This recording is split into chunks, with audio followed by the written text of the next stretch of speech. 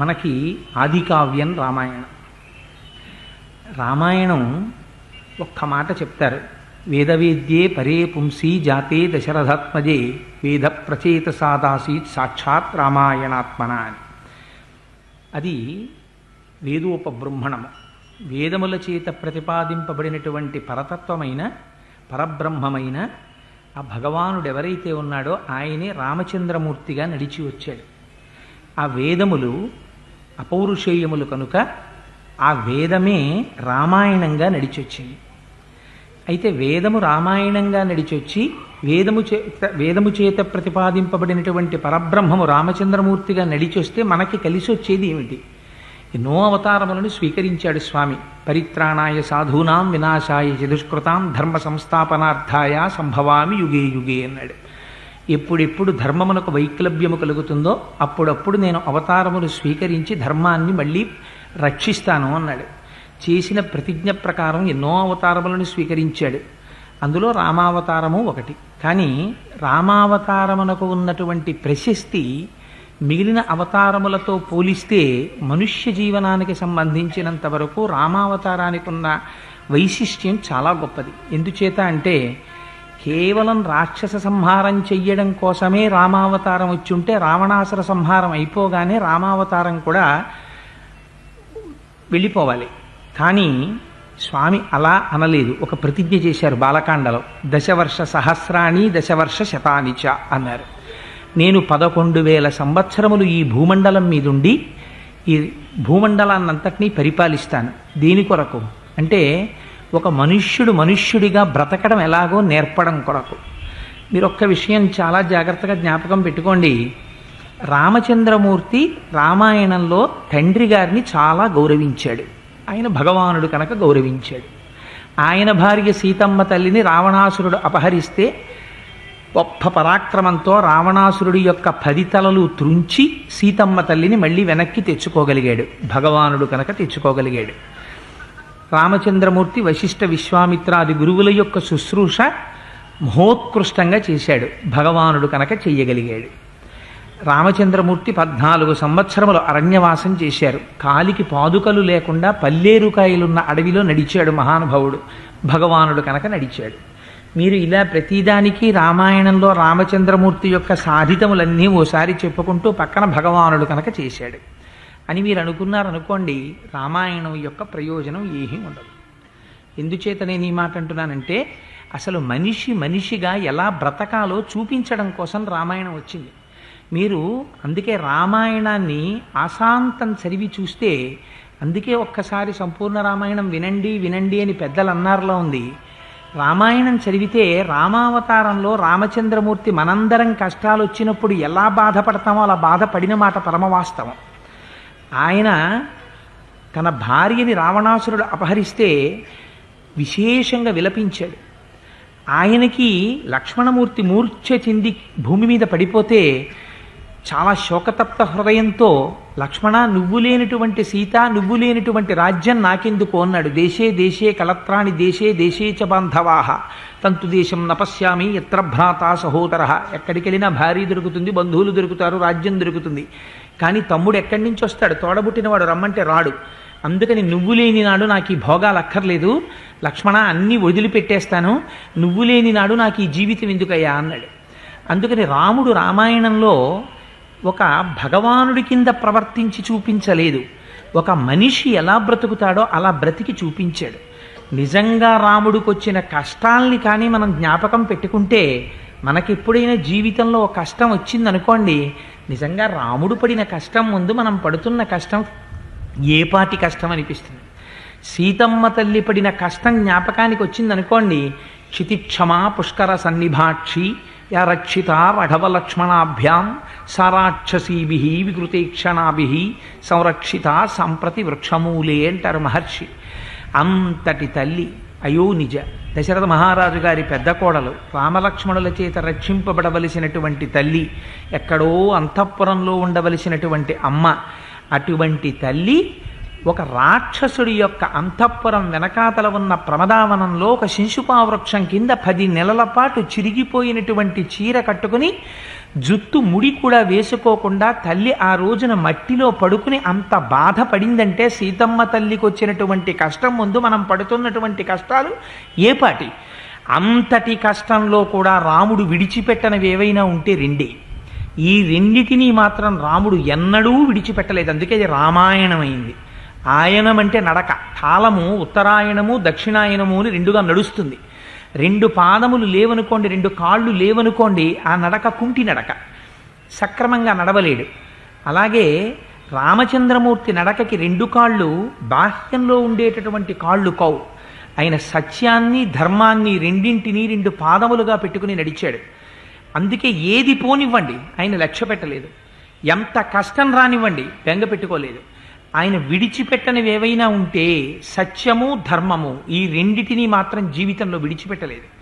సత్యధర్మములను నమ్ముకున్న వాడిని ఆ రెండు ఎలా కాపాడతాయో రామాయణం మనకి చూపిస్తుంది.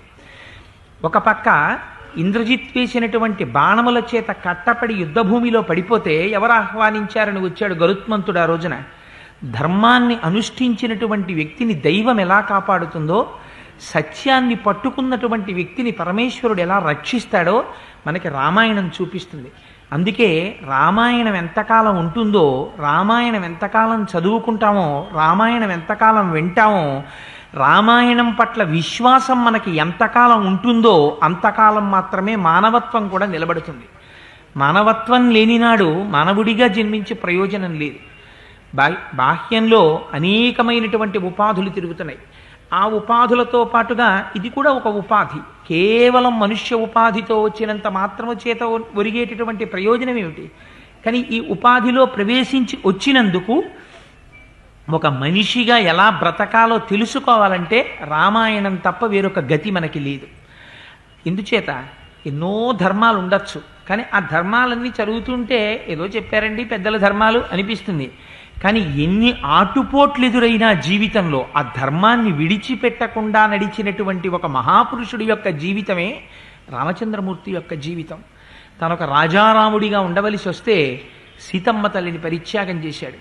ఒక తమ్ముడి దగ్గర ఎలా ప్రవర్తించాలో రాముడు నేర్పుతాడు. ఒక తండ్రి దగ్గర ఎలా ప్రవర్తించాలో రాముడు నేర్పుతాడు. ఒక గురువు దగ్గర ఎలా ప్రవర్తించాలో రాముడు నేర్పుతాడు. తన భార్య దగ్గర ఎలా ప్రవర్తించాలో రాముడు నేర్పుతాడు. ఒక మాట ఎలా మాట్లాడాలో రాముడు నేర్పుతాడు. ఒక మాట మాట్లాడితే ఆ మాటకి కట్టుబడడం ఎలాగో రాముడు నేర్పుతాడు. ఇది రామాయణానికి ఉన్నటువంటి గొప్పతనం. అందుకే మన పెద్దలైనటువంటి వారు రామాయణాన్ని ఎన్నడూ విడిచిపెట్టలేదు. ఎంతమంది కానివ్వండి, విశ్వనాథ సత్యనారాయణ గారు అంటారు రామాయణ కల్పవృక్షం రాస్తూ, మళ్ళీ అందరూ రాసిన రామాయణమే నేను రాయడం ఎందుకు అంటే, ప్రతి పూట తిన్నన్నమే మళ్ళీ ఎందుకు తింటున్నావు అంటే, అన్నం తినకపోతే ఉండలేవు కనుక. రామాయణం లేనినాడు అసలు మనిషికి జీవితమే లేదు. మనిషి జీవితాన్ని మనిషి జీవితంగా నిలబెట్టగలిగింది, మనిషిగా ప్రవర్తింప చేయగలిగింది సృష్టిలో రామాయణం ఒక్కటే. ఎక్కడ రామాయణం చెప్పబడుతుందో, ఎక్కడ రామాయణం వింటారో అక్కడక్కడ దేవతలందరూ వచ్చి వింటారు. కాదు కాదు, అన్నిటికన్నా గొప్ప విషయం, ఎత్ర ఎత్ర రఘునాథ కీర్తనం తత్ర తత్ర కృతమస్తకాంజలిం బాష్పవారి పరిపూర్ణలోచనం మారుతిం అవతరాక్షసాంతకం. ఎక్కడైనా రామాయణం వినపడితే చాల్ట, రామకథ వినపడితే చాల్ట, రామనామం వినపడితే చాల్ట, స్వామి హనుమ ఏదో ఒక రూపంలో వచ్చి కన్నుల వెంట నీరు కారిపోతుండగా పొంగిపోతూ అందరికన్నా ముందొచ్చి తెలియచ్చు తెలియకపోవచ్చు ప్రాంగణంలో ఎక్కడో ఒక చోట కూర్చుని కథాకాలక్షేపం పూర్తయిపోయిన తర్వాత వెళ్ళలేక వెళ్ళలేక వెనక్కి తిరిగి చూస్తూ కన్నుల నీరు కారుస్తూ పెడతారట. ఈశ్వరాంశ సంభూతుడైనటువంటి హనుమ ఎక్కడ పాదం పెట్టారో అక్కడ మంగళం జరిగి తీరుతుంది. ఎక్కడ రామనామం చెప్పారో అక్కడ మంగళం జరిగి తీరుతుంది.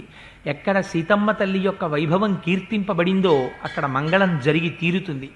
అంత పరమోత్కృష్టమైనటువంటి రామాయణాన్ని ప్రారంభం చేస్తూ బాలకాండలో ఒక అద్భుతమైనటువంటి శ్లోకంతో ప్రారంభం చేస్తారు మహర్షి. ఆయన అంటారు, తపస్వాధ్యాయ నిరతం తపస్వీ వాగ్విదాంవరం నారదం పరిపప్రచ్చర్ వాల్మీకిర్ మునిపుంగవం. అందులో అంటారు, తపస్వాధ్యాయ నిరతం రామాయణం ప్రారంభమవుతోంది. ప్రారంభమవుతూ అందులో అంటారు, ఒకరు వేరొకరిని ప్రశ్న వెయ్యవలసినటువంటి సమయం ఆసన్నమైంది. ఎవరు ఎవరిని ప్రశ్న వెయ్యాలి? అంటే వాల్మీకి మహర్షి నారద మహర్షిని ప్రశ్న వెయ్యాలి. ఎవరిని ఎవరు ఎంత అందంగా ఇచ్చారో చూడండి. ఆ ఇవ్వడం తపస్వాధ్యాయ నిరతం తపస్వి వాగ్విదాంబరం నారదం పరిపప్రచ్చర్ వాల్మీకి మునిపుంగవం. నారద మహర్షిని ఉద్దేశించి పరిప్రశ్న వెయ్యడానికి సిద్ధపడుతున్నారట ఎవరు? వాల్మీకి. అసలు ఆ వాల్మీకి అనేటటువంటి మాటే చాలా ఆశ్చర్యకరమైనటువంటి పేరు. ఎందుచేత అంటే మనకి వాల్మీకి మహర్షి గురించి లోకంలో అనేకమైనటువంటి కథలున్నాయి. అసలు వాల్మీకి అంటే పుట్టలోంచి బయటికి వచ్చిన వారు కాబట్టి, వాల్మీకము నుంచి ఉద్భవించినటువంటి వారు కాబట్టి వారికి వాల్మీకి అని పౌరుషనామం వచ్చింది. అసలు వాల్మీకి మహర్షి యొక్క జీవిత వృత్తాంతం ఏమిటి? అసలు ఈ వాల్మీకి ఎవరు? ఈ ప్రశ్న స్కాంద పురాణంలో వేశారు. స్కాంద పురాణంలో వ్యాస భగవానుడు సనత్కుమారుణ్ణి అడిగాడు, వాల్మీకి ఎవరు? ఆదికావ్యమైనటువంటి రామాయణాన్ని రచించగలిగినటువంటి సమర్థత వాల్మీకి మహర్షికి ఎక్కడి నుంచి వచ్చింది, ఎందువల్ల వచ్చింది, నాకు చెప్పవలసింది అని అడిగితే సనత్కుమారుడు చెప్పాడు. ఆ రోజున వాల్మీకి మహర్షి యొక్క అంశ చాలా ఆశ్చర్యకరమైంది. ఎందుచేత అంటే పూర్వం సుమతి కౌశికి అనబడేటటువంటి ఇద్దరు దంపతులు ఉండేవారు. ఆ దంపతులకు అగ్నిశర్మ అనబడేటటువంటి కుమారుడు జన్మించాడు. కానీ ఆ అగ్నిశర్మకి బాల్యంలో తండ్రి గారు వేదాన్ని పఠింపచేస్తే తగినంతగా అబ్బలేదు. సరే, అలాగే తండ్రి గారు కష్టపడి వేదం నేర్పుతున్నారు, ఆ అగ్నిశర్మ ఆ వేదాన్ని నేర్చుకుంటున్నాడు. సాధారణంగా బ్రాహ్మణులు ఆ రోజులలో ఒకరిచ్చేటటువంటి దానము చేత ధర్మము చేత జీవనం చేసేవారు. అది కూడా ఎంతో అవసరం పడితేనే దానం పట్టేవారు, లేకపోతే దానం పట్టేవారు కాదు. అటువంటి స్థితిలో ఆ రాజ్యమంతా క్షామం వచ్చింది. అసలే క్షామంతో అలమటించిపోతున్నటువంటి రాజ్యంలో దాన ధర్మాలు ఎక్కడి నుంచి జరుగుతాయి? అందుకని దాన ధర్మములు లుప్తమైపోతున్నాయని అగ్నిశర్మ తన భార్యని, తల్లిదండ్రులైనటువంటి సుమతి కౌశికిని తీసుకుని అరణ్యంలోకి ప్రవేశించి అక్కడ ఒక వటకుటీరాన్ని నిర్మించుకొని అక్కడ దొరికినటువంటి కందమూలాలు, తేనె మొదలైనవి తెచ్చుకుని జీవనం గడుపుతున్నాడు. కానీ వేదం తగినంతగా నేర్చుకున్నవాడు కాకపోవడం చేత, సాత్వికమైనటువంటి ప్రవృత్తి లోపించడం చేత ఆ అరణ్యంలో తిరిగేటటువంటి దారి దొంగలతో స్నేహం కుదిరింది. వారితో స్నేహం చేశాడు. వచ్చిపోయేటటువంటి వారినందరినీ వేధించి వారి దగ్గర ఉన్నటువంటి సొమ్ముని అపహరించడానికి అలవాటు పడ్డాడు. ఆయన ఒకనాడు అదృష్టం అటుగా మహర్షులు వెళ్ళిపోతున్నారు. వెళ్ళిపోతుంటే ఆ మహర్షుల దగ్గరికి వచ్చి, వాళ్ళ దగ్గర ఏముంటాయి మహర్షుల దగ్గర? వాళ్ళు కట్టుకున్నటువంటి వస్త్రాలు, చేతిలో ఉన్నటువంటి బ్రహ్మదండం, కమండలం అవి ఉన్నాయి. దొంగవాడికి ఏది దొరికినా లాభమే కదా, అదేం కష్టపడి సంపాదించాలి కనుకనా. అందుకని మీ దగ్గర ఉన్నటువంటి ఈ వల్కములు, ఆ బ్రహ్మదండము మొదలైనటువంటివన్నీ కింద పెట్టండి, లేకపోతే మీ ప్రాణాలు తీసేస్తానన్నాడు. అంటే అత్రి మహర్షి అన్నారు, ఏమయ్యా దేనికోసం ఇంత కష్టపడి ఇతరుల యొక్క ప్రాణములను కూడా తీసి నువ్వు ఈ సంపాదన ఇలా సంపాదిస్తున్నావు అని అడిగారు. ఆయన అన్నాడు, నా పొట్ట పోసుకోవడానికి, నన్ను నమ్ముకున్నటువంటి నా భార్యా బిడ్డలు తల్లిదండ్రుల యొక్క పొట్ట పోషించడానికి అన్నాడు. నీ పొట్ట పోసుకోవడానికి, నీ వారి పొట్ట పోసుకోవడానికి ఇంతకన్నా వేరొక వృత్తి నీకు దొరకలేదా? ఇంత కష్టపడి సంపాదిస్తున్నావే, ఇన్ని పాపములు మూట కట్టుకుంటున్నావే, ఇన్ని పాపములు మూట కట్టుకొని నువ్వు సంపాదించినటువంటి ధనంలో దాని వలన సంపాదించినటువంటి సామాగ్రితో జీవనం గడుపుకుంటున్నటువంటి నీవారని నీవనుకుంటున్న వారు నీ పాపములో ఎంత ఫలితాన్ని తాము కూడా వాటా తీసుకోవడానికి సిద్ధంగా ఉన్నారో వెళ్ళి అడిగిరా అన్నారు. ఈ మాట ఏదో కొంచెం ఆలోచించవలసిందిగా అనిపించి సరే మీరు ఇక్కడే ఉండండి, వెళ్ళిపోకండి, నేను మళ్ళీ వస్తానన్నాడు. వాళ్ళు ఎందుకు వెళ్ళిపోతారు? ఋషులు. మేము ఇక్కడే ఉంటాం, వెళ్ళిరమ్మన్నారు. వెళ్ళి అడిగాడు, తల్లిని అడిగాడు, తండ్రిని అడిగాడు, భార్యని అడిగాడు, బిడ్డలను అడిగాడు. వాళ్ళు అన్నారు, పోషించడం నీ కర్తవ్యం, నువ్వు పోషిస్తున్నావు. ఎలా తెచ్చావు, ఎక్కడి నుంచి తెచ్చావు మాకు అనవసరం, నువ్వు తెచ్చావు మేము అనుభవిస్తాం, నువ్వు ఎలా తెచ్చావన్న దానికి ఫలితాన్ని నువ్వు అనుభవిస్తావు, అందులో వాటా మేమేం పుచ్చుకోమన్నారు. చాలా బాధ కలిగింది. ఇన్నాళ్ళు ఇన్ని తప్పు పనులు చేశాను, ఇప్పుడు ఈ ఫలితం పుచ్చుకునేవాడు ఎవరూ లేరు, నేనే అనుభవించాలి ఈ ఫలితాన్ని. ఈ మాట చాలా క్లేశంగా అనిపించింది. ఇప్పుడు ఎవరు నన్ను రక్షిస్తారనుకున్నాడు. చేసినటువంటి పాపములు నివృత్తి కావాలి, అది ఆ సమయంలో ఆయనకున్న కోరిక రామాయణం రాయడం కాదు. ఆయన ఇంత పాపం నేను మూట కట్టేసుకున్నాను, దీన్ని వాటా వేసుకునేవాడు లేడు, కాబట్టి ఈ పాపం నాకు ఎలా పోతుంది, ఈ బెంగ పట్టుకుంది. పరుగు పరుగున మళ్ళీ ఋషుల దగ్గరికి వచ్చాడు. ఋషుల దగ్గరికి వస్తే వచ్చి పశ్చాత్తాపంతో కన్నీరు కార్చి నా పాపలు పోయేటటువంటి మార్గాన్ని ఉపదేశం చేయమని అడిగాడు. అడిగితే ఋషులు అన్నారు, అత్రి మహర్షి వంక తిరిగి, ఆధ్యాత్మిక ఆదిభౌతిక ఆదిదైవికం అనేటటువంటి తాపములకు అతీతమై త్రిగుణాతీతుడవై ఉండేటటువంటి వాడివి కదా మహానుభావ, నీ మాటల వల్ల కదా ఇంత మారేడు ఒక దారి దొంగగా ఉన్న బ్రాహ్మణుడు, అందుచేత నువ్వే వారికి ఏదైనా ఉపదేశం చెయ్యవలసింది అన్నారు. స్కాందపురాణంలో చెప్పిన విషయం వాల్మీకి మహర్షికి లేదా అగ్నిశర్మకి ఆ రోజున అత్రి మహర్షి ఏ నామమును ఉపదేశము చేయలేదు, కేవలము ఒక ధ్యానమును మాత్రమే ఇచ్చారు. నువ్వు అంతర్ముఖుడవై జ్ఞానమును పొందవలసింది, ధ్యానము చేయవలసింది అని చెప్పారు. ఆయన ధ్యానమునందు నిమగ్నుడయ్యాడు. ఈ మాట చాలా మీరు జాగ్రత్తగా గుర్తుపెట్టుకోవాలి. బాహ్య ప్రపంచంలో ఉండేటటువంటి విషయముల పట్ల అనురక్తి కలిగితే ఇంద్రియాలు విచ్చలవిడిగా తిరుగుతాయి. ఎప్పుడైతే ఇంద్రియాలు వెనక్కి తిరిగి ఒక లక్ష్యం మీద ఏకోన్ముఖమైపోయాయో అప్పుడు ధ్యాన నిమగ్నుడై ఉండిపోయాడు. ఋషులు వెళ్ళిపోయారు. 13 సంవత్సరాలు అయిపోయిన తర్వాత ఋషులు అదే బాటలో తిరిగి వస్తున్నారు. ఇంద్రియములన్నీ వెనక్కి తిరిగి ఒక లక్ష్యము మీద నిలబడిపోయి ధ్యానమగ్నుడై కూర్చుండిపోయినటువంటి అగ్నిశర్మ ఒంటి మీద పుట్టలు పట్టేశాయి. ఆ పుట్టలలోంచి విశేషమైనటువంటి తేజస్సు వెదజల్లుతోంది. ఆ తేజస్సు బయటికి వస్తుంటే చూశారు ఋషులు. చూసి చాలా ఆశ్చర్యపోయారు. ఏమిరా ఇది, మనం ఇంతకు ముందు ఎప్పుడో ఇటుగా వెళ్ళిపోతూ ఇతనికి ఉపదేశం చేసి వెళ్ళాం, నువ్వు ధ్యానములో ఉండవలసింది అని. ఆ వ్యక్తే ఇందులో ఉన్నాడు. ఇవాళ ఎటువంటి స్థితిని పొందాడంటే అసలు బాహ్య ప్రపంచంతో సంబంధం లేదు.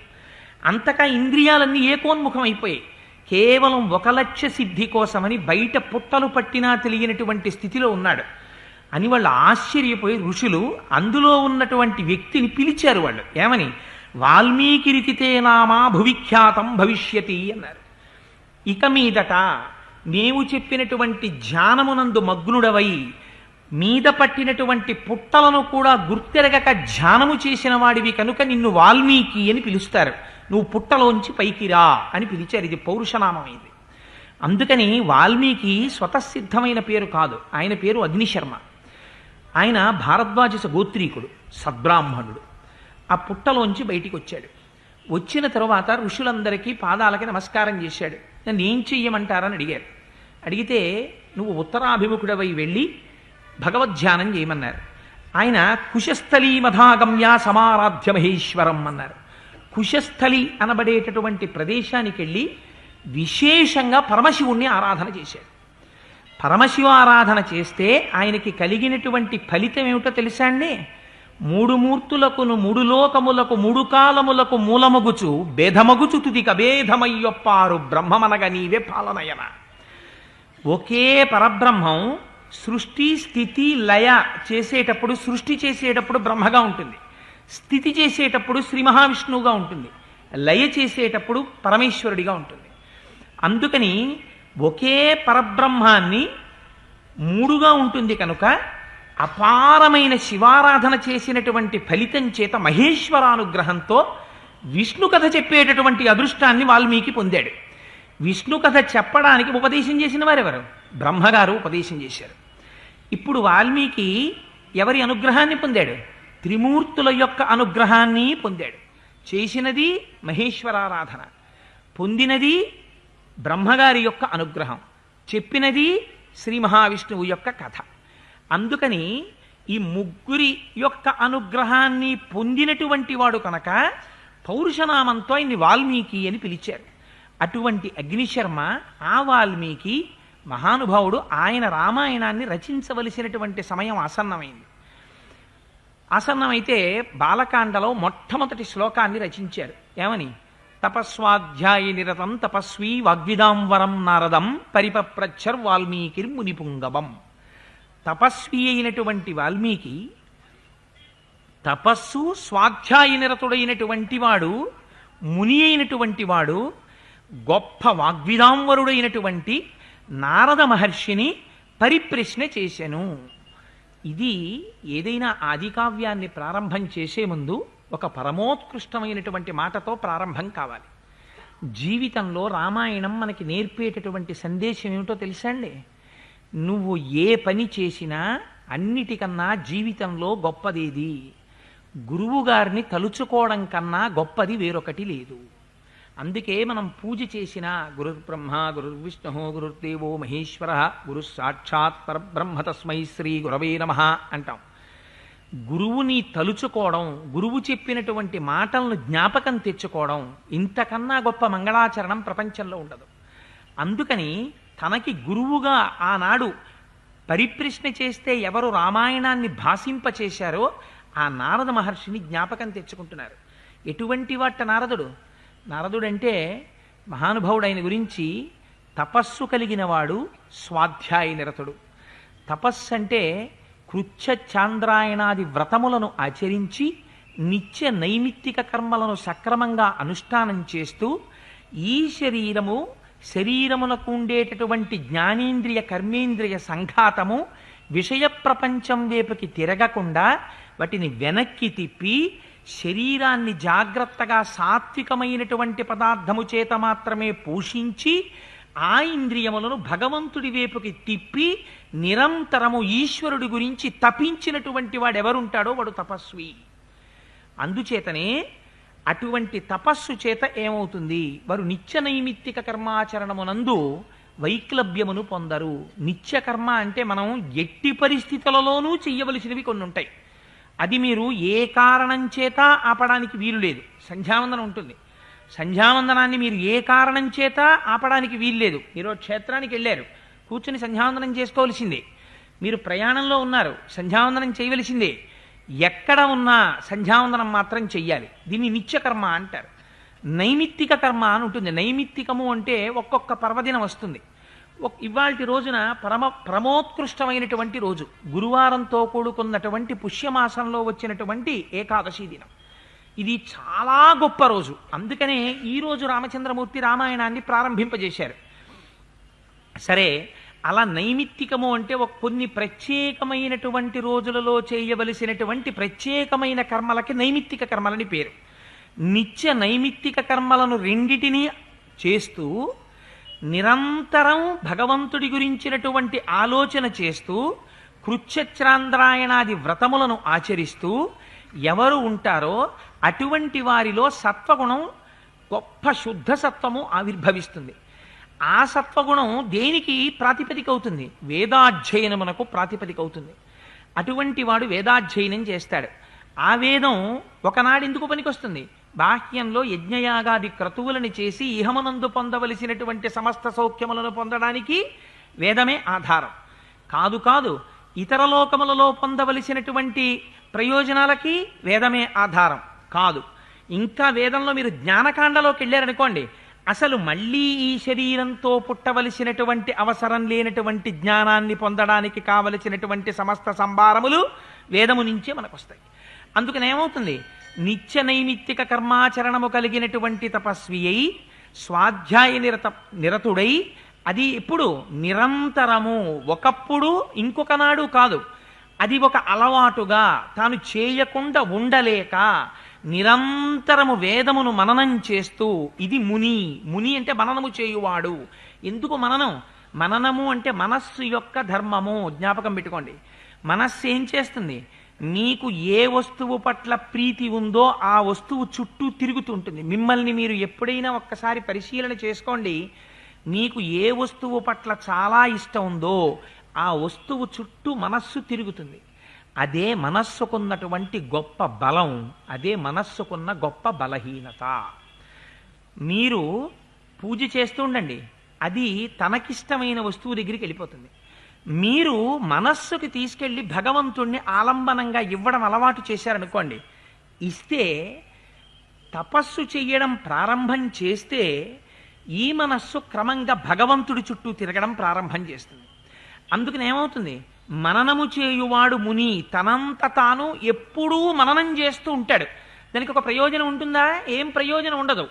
అలా మననం చేయకుండా ఉండలేడు. మనస్సు ప్రీతిపాత్రమైన వస్తువు చుట్టూ పరిభ్రమించినట్టు ఎప్పుడూ భగవంతుడి చుట్టూ మనస్సు తిరగగలిగినటువంటి స్థితిని పొందినటువంటి వాడై నిరంతర మననశీలుడై తపస్సు చేసి స్వాధ్యాయ నిరతుడై వీటన్నిటి చేత తాను పొందినటువంటి అనుభవం ఏదైతే ఉంటుందో, జ్ఞానం ఏదైతే ఉంటుందో, దాన్ని ఇతరులకి బోధ చేసేటప్పుడు అరటిపండు ఒలిచి నోట్లో పెట్టినంత సులువుగా అవతల వారిలో ఉండేటటువంటి అజ్ఞానమును దహించి జ్ఞానమును అందించగలిగినటువంటి వాగ్వైభవం ఎవరికి ఉంటుందో అటువంటి వాడు జ్ఞానమును ఇయ్యగలిగినటువంటి వాడు. వాడెవరు? సాక్షాత్తు గురువు. గుకారస్యంధకారస్యాత్ రుకారస్తన్నిరోధకృత్ అంధకార వినాశిత్వాత్ గురురిత్యభిధీయతే. ఎవరు అంధకారాన్ని పోగొట్టి జ్ఞానం ఇస్తున్నాడో వాడే గురువు. అజ్ఞానం తీసేదొకడు, జ్ఞానం ఇచ్చేదొకడు ప్రపంచంలో ఉండడు. ఎందుకనంటే లైటు వేశామండి చీకటి పోయిందండి అనరు. లైటు ఉంటే చీకటి ఉండదు, చీకటి ఉంటే లైటు లేదు. జ్ఞాపకం పెట్టుకోండి. దీపం ఉన్నది, చీకటి ఉండదు. చీకటి ఉన్నది, దీపము పెట్టలేదు. ఒకటే నిజం. అంచేత అజ్ఞానము పోయినది, మళ్ళీ ఇంకా జ్ఞానం ఒకటి బోధ చేయడం ఏమి ఉండదు. అజ్ఞానం పోవడం అంటే జ్ఞానమే మిగులుతుంది. ఇంకా జ్ఞానము కలిగినది, అజ్ఞానము పోయినది. అందుకనేమవుతుంది? ఏ మహాపురుషుడి యొక్క దర్శనం చేత తనలో ఉండేటటువంటి అజ్ఞానము పటాపంచలైపోతుందో అటువంటి గురువుకి నారదుడని పేరు. అందుకని నారం దదాతి ఇది నారదః. ఎవరు జ్ఞానమును ఇస్తాడో ఆయన నారదుడు, ఎవరు అజ్ఞానమును ఖండిస్తాడో ఆయన నారదుడు. అటువంటి నారదుణ్ణి ప్రశ్న వేశారు ఎవరు? వాల్మీకి మహర్షి. అడగడానికి ఈయనకున్న అధికారం ఏమిటి? ముందు తన అధికారం చూసుకోవాలి.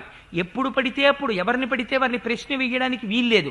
ముందు తను కొంత అధికారాన్ని పొందాలి. ఆయన తపస్సు చేశాడు, వాల్మీకి అయ్యాడు.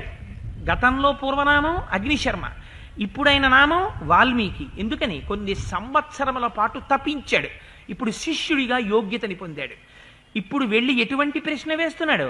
పరిప్రశ్నేన సేవయా. భగవద్గీతలో చెప్తారు, తద్విద్ధి ప్రణిపాతేన పరిప్రశ్నేన సేవయా. గురువుల దగ్గరికి వెళ్ళి ప్రశ్న వేసేటప్పుడు ఎలా పడితే అలా వెళ్ళి ప్రశ్న వేయడానికి వీల్లేదు.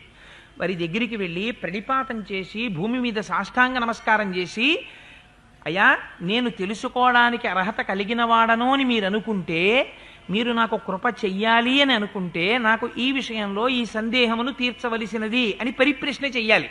అందుకని పరిప్రశ్న చేస్తున్నాడు ఇవాళ వాల్మీకి మహర్షి. దేని గురించి అడుగుతున్నారు? అటువంటి నారద మహర్షి వస్తే ఇతర విషయాల గురించి ఎందుకు ప్రస్తావన చేస్తారు? దేని గురించి తెలుసుకోవాలో దాని గురించి అడుగుతున్నారు. దేని గురించి తెలుసుకుంటారు అటువంటి గురువు వచ్చినప్పుడు? పరబ్రహ్మమును గురించి ప్రశ్న చెయ్యాలి. ఒక గమ్మత్తైనటువంటి ప్రశ్నని ఇవాళ వాల్మీకి మహర్షి అడుగుతున్నారు నారదుణ్ణి. అందుకని వాగ్విదాం వరం. అడిగినటువంటి వాడు అడిగాడు, చెప్పగలిగినటువంటి వాడో గొప్ప సమర్థుడు. తన వాక్కుల చేత అడిగిన ప్రశ్నకి జవాబును చెప్పగలిగినటువంటి సమర్థుడైన వాడు కనుక, శిష్యుడిలో ఉన్నటువంటి సందేహాన్ని పటాపంచలు చేయగలిగినటువంటి వాగ్వైభవం ఉన్నవాడు కనుక, ఆనాడు నారద మహర్షిని వాల్మీకి మహర్షి ఒక ప్రశ్న వేశారు. కోన్వస్మిన్ సాంప్రదంలోకే గుణవాన్ కస్య వీర్యవాన్ ధర్మజ్ఞశ్చ కృతజ్ఞశ్చ సత్యవాక్యో దృఢవ్రతః చారిత్రేణ చ కోయుక్తః సర్వభూతేషు కోహితః విద్వాన్ కః కస్సమర్థశ్చ కస్యైక ప్రియదర్శనః ఆత్మవాన్ కో జితక్రోధో ద్యుతిమాన్ కో ననసూయకః కస్య బిభ్యతి దేవాశ్చ జాత రోషస్య సంయుగే అని అడిగారు. స్వామి, నాకు ఒక్క ప్రశ్న ఉంది, మీరు దానికి కృప చేసి జవాబు ఇవ్వవలసింది అన్నారు. కోన్వస్మిన్ సంప్రదంలోకి. ఎంత గొప్ప మాట అడిగారో చూడండి. 16 గుణములు కలిగినటువంటి ఒక వ్యక్తి తెలియాలి నాకు. ఆ వ్యక్తి ఎప్పుడున్నవాడై ఉండాలి? ఎప్పుడో వామనావతారంలో వామనమూర్తికి ఉందండి, నరసింహావతారంలో నరసింహమూర్తికి ఉందండి, లేకపోతే ఫలానా అవతారంలో ఫలానా వారికి ఉందండి, అది కుదరదు. కోన్వస్మిన్ సంప్రదంలోకే, ఈ లోకములో ఇప్పుడే ఇక్కడే ఈ సమయమునందే ఉన్నవాడై ఉండాలి. నేను చూడడానికి అవకాశం ఉన్నవాడై ఉండాలి. ఈ కాలములో అంటే వాల్మీకి మహర్షి ప్రశ్న వేసినటువంటి సమయంలో ఉన్నటువంటి వ్యక్తి అయి ఉండాలి. కోన్వస్మిన్ సంప్రదంలోకే గుణవాన్, ఆయన గుణములు కలిగినటువంటి వాడై ఉండాలి. కస్య వీర్యవాన్. వీర్యవాన్ అంటే అపారమైనటువంటి పరాక్రమము కలిగినటువంటి వాడై ఉండాలి. ఎటువంటి పరాక్రమం? పరాక్రమం అంటే తనని తాను రక్షించుకుంటూ శత్రువులు ఎంతమంది లెక్కకి అందనంతమంది శత్రువులు వచ్చి ఎదురు నిలబడినా అందరినీ చీల్చి చెండాడగలిగినటువంటి పరాక్రమము వైభవము ఎవరి దగ్గర ఉంటుందో వాడిని వీర్యవాన్ అని పిలుస్తారు. 14,000 మంది రాక్షసులు ఒక పక్క నిలబడ్డారు, రామచంద్రమూర్తి ఒక్కరు ఒక పక్క నిలబడ్డారు. దాశరథీశతకంలో గోపరాజు గారు అంటారు, బండన భీముడు అర్థజన బాంధవుడు ఉజ్వల బాణతూణ కోదండ కళాప్రచండ భుజతాండవ కీర్తికి రామమూర్తికిన్ రెండవ సాటి దైవమిక లేడనుచున్ గడకట్టి భేరికా డండ డడాండ డాండ నినదంబుల జండము నిండమత్త వేదండము నెక్కి చాటెదను దశరథీ కరుణాపయోనిధి అంటారు. మీరు ఈ ప్రశ్న వేసేటప్పుడు ఒక విషయాన్ని జ్ఞాపకం పెట్టుకోండి. మీ మనస్సులో రామచంద్రమూర్తి భగవానుడు అన్న అభిప్రాయాన్ని కొంచెం సేపు పక్కన పెట్టి ఆలోచించండి. ఆయన అడుగుతున్నది ఒక మనుష్యుడి గురించి అడుగుతున్నారు. వాల్మీకి మహర్షి ఒక మనుష్యుడై ఉండాలి. ఆయన గుణవాన్, గుణములతో కూడినటువంటి వాడై ఉండాలి. వీర్యవాన్, చేతిలో కోదండం పట్టుకోవాలి. శ్రీ మహావిష్ణువు సుదర్శన చక్రాన్ని ప్రయోగించినట్టు అలవోకగా సుదర్శన చక్రాన్ని ప్రయోగించి రాక్షస సంహారం చేసేటటువంటి వాడు కాకూడదు. తాను కూడా అలిసిపోవాలి. తన మీద కూడా బాణములు వచ్చి పడాలి. తన వక్షస్థలమునకు కట్టుకున్నటువంటి కవచము కూడా పిట్లిపోవాలి. తన ఒంటికి బాణములు తగిలి నెత్తురు ఏరుగా పారాలి. అవసరమైతే భూమి మీద పడిపోవాలి. ఇంత జరిగినా లక్ష్య పెట్టకుండా శత్రువుల్ని కొట్టగలగాలి. తన కార్యాన్ని సాధించుకోగలగాలి. చేతిలో కోదండముండగా ఎదురుగుండా ఉన్నటువంటి శత్రువుల సంఖ్యతో నిమిత్తం లేదు. దీపం మీద పడినటువంటి దీపపు పురుగుల్ని కాల్చినటువంటి దీపంలా శత్రువుల్ని తుదముట్టించగలిగినటువంటి అప్రమేయమైనటువంటి పరాక్రమం ఉన్నవాడై ఉండాలి. అటువంటి వాడున్నాడా? ఇది వీర్యవాన్. గుణములున్నవాడున్నాడా? కళ్యాణ గుణములున్నవాడు వీర్యవాన్. కోన్వస్మిన్ సాంప్రతంలోకే గుణవాన్ కశ్య వీర్యవాన్ ధర్మజ్ఞశ్చ. అపారమైనటువంటి పరాక్రమం ఉంది, కానీ ధర్మం పాటించాడు. ఎందుకని? అదే కాలమునందు రావణాసురుడు ఉన్నాడు. ఆయన పౌరుష పరాక్రమాలు కూడా ఏం తక్కువ కావు, కానీ ధర్మం పాటిస్తాడా? పాటించడు. ఇహ సంతో నవాసంతి తతో వా నానువర్తసే తథాహి విపరీతాతే బుద్ధిరాచారవర్జిత అని అడిగింది రామాయణంలో సుందరకాండలో సీతమ్మ తల్లి. వాడికి తెలియదా? తెలుసు కానీ ఆచరించడు. అందుకని ధర్మం అంటే ఏమిటి? శాస్త్ర విరుద్ధము లోక దూష్యం, శాస్త్ర దూష్యము లోక విరుద్ధము కానిది ఏది ఉంటుందో దాన్ని ధర్మం అని పిలుస్తారు. ధర్మజ్ఞశ్చ అన్నారు, చకారం వేశారు. ధర్మము అధర్మము రెండూ తెలిసి ఉండాలి. ఎందుకు తెలిసి ఉండాలి? అధర్మం తెలిస్తే అధర్మాచరణము చేస్తున్నటువంటి వ్యక్తిని దిద్దుబాటు చేయడానికి ప్రయత్నం చేస్తారు. లొంగనప్పుడు నిగ్రహిస్తాడు. నిగ్రహించడానికి పరాక్రమం ఉండాలి. ధర్మం యొక్క స్వరూపం తనకి తెలిసి ఉండాలి. అందుకని ధర్మాధర్మముల యొక్క రెండింటి స్వరూపము తెలుసున్నవాడై ఉండాలి. ఆ ధర్మం గురించి విశేషమైనటువంటి అవగాహన కలిగినటువంటి వాడై ఉండాలి. అటువంటి వాడై ఉన్నాడా ఎవరైనా? అందుకని వీర్యమున్నవాడై ఉండాలి. ధర్మజ్ఞశ్చ కృతజ్ఞశ్చ. ఇంత ధర్మం తెలుసున్నా, ఇంత వీర్యవంతుడైనా చేసిన ఉపకారమును మరిచిపోనివాడై ఉండాలి. చిన్న ఉపకారం ఎవరైనా చేశారా? ఎంతవారండి మీరెంతవారండి అని కృతజ్ఞత ప్రకటించగలగాలి. అందుకే మీకు రామాయణంలో శృంగిబేరపురము అని పేరు దానికి. గుహుడు పరిపాలించినటువంటి నగరానికి. శృంగిబేరపురం అంటే ఏమిటో తెలుసా అండి? దారుణాతి దారుణమైన కృత్యములు చేసేటటువంటి స్థలము అని పేరు. ఎందుకని అంటే శృంగిబేరపురంలో గుహుడు ఏం చేస్తాడంటే లేళ్ళు, జింకలు మొదలైనటువంటి వాటి బొమ్మలు తీసుకొచ్చి పెడతాడు. పెడితే ఆ చుట్టుపక్కల ఉన్న లేళ్ళు, జింకలు చూసి మన జాతికి చెందిన జంతువులే ఇక్కడ ఉన్నాయని పరిగెత్తుకుంటూ వస్తాయి. వస్తే అప్పుడు వాటిని వల వేసి పట్టుకుంటాడు. పట్టుకుని వాటిని సంహరించి వాటి మాంసం తిని వాటి చర్మాన్ని ఉత్తరిస్తాడు. అంత క్రూరమైన దృష్టితో పనిచేసేటటువంటి వాడు ఉన్నాడే, అటువంటి గుహుడు రామా నేను నీవాడనయ్యా అన్నాడు. రాముణ్ణి ప్రేమించాడు. ప్రేమించినంత మాత్రం చేత తనకి పట్టాభిషేకం జరుగుతుంటే నాకు తగిన దీటైన స్నేహితుడయా గుహుణ్ణి తీసుకురా అని హనుమని పంపించారు. అందుకని కృతజ్ఞశ్చ, చిన్న ఉపకారం చేస్తే మరిచిపోకుండా జ్ఞాపకం పెట్టుకుని, ఇంత పరాక్రమం తనకున్నా చిన్న ఉపకారం ఉంటే దాన్ని తలుచుకుని గుర్తుపెట్టుకుని పొంగిపోయేటటువంటి మనస్తత్వం ఉన్నవాడు ఉన్నాడా ఈ ప్రపంచంలో? కోన్వస్మిన్ సాంప్రతంలోకే గుణవాన్ కశ్య వీర్యవాన్ ధర్మజ్ఞశ్చ కృతజ్ఞశ్చ సత్యవాక్యో దృఢవ్రతః. సత్యవాక్యో ఎంత కష్టమే రానివ్వండి, తనొక్క అసత్యం చెప్పాడా తప్పుకోవచ్చు, కానీ చెప్పడు. ఎందుకు చెప్పడు? ఇప్పుడు ఈ అసత్యం చెప్తే నేను ఈ కష్టంలోంచి బయట పడిపోవచ్చు, కానీ ఇది కాదు నాకు రక్షణ.